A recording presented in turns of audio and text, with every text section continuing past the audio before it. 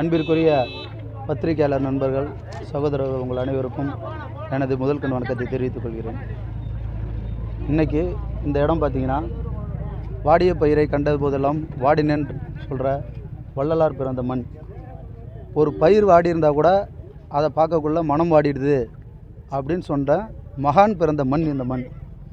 இந்த மண் பார்த்திங்கன்னா, கண்ணுக்கேற்ற தூரம் வரைக்கும் பசுமையாக செழித்து ஓங்கி வளர்ந்துருக்க மரங்கள்.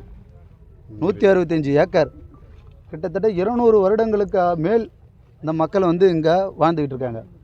அதாவது பார்த்திங்கன்னா, காடு மலையை திருத்தி கல்லாக கடந்த இடங்களை மாற்றி இன்றைக்கி செழிப்பான ஒரு சோலை வனமாக மாற்றின மக்கள் வாழ்ந்த பூமி இது. இந்த மண்ணை இப்போ இது அரசாங்கத்துக்கு சொந்தம், இதில் உங்களுக்கு உரிமை இல்லை அப்படின்னு சொல்லி ஒரு மாதத்திற்குள்ளாக ஒரு நோட்டீஸை கொடுத்து அவசரமாக அவங்கள அந்த இடத்த விட்டு காலி பண்ண சொல்லி உடனடியாக இப்படி ஒரு அகோர செயலை இந்த அரசாங்கம் செஞ்சுருக்கு. பாருங்கள், எவ்வளோ இந்த ஒரு மரத்தை வளர்க்கணுன்னா கிட்டத்தட்ட 5-6 தலைமுறைகளை தாண்டி ஆகும். இந்த மரங்களை வேரோட குத்துயிரும் குலையுருமாக பிடிங்கி வெளியில் கடாச்சிருக்காங்க. பூவும் பிஞ்சுமாக இருந்தது.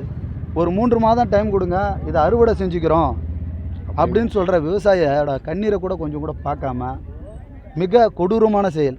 நம்மளோட தாய்மார்கள் கோயிலில் வச்சு பூஜிக்கக்கூடிய மதிப்பு உடையவர்கள், அவர்களை 4 பேர் 5 பேர் சேர்ந்து குண்டுக்கட்டாக தூக்கிட்டு போயிருக்காங்க. எவ்வளோ ஒரு அராஜகமான செயல் இது.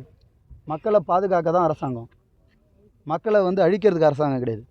அரசாங்கம் நாங்கள் தான் அப்படின்னு சொல்கிறவங்களுக்கு ஒரு வேண்டுகோள், அரசாங்கம் நீங்கள் கிடையாது, அரசாங்கம் மக்கள் தான்.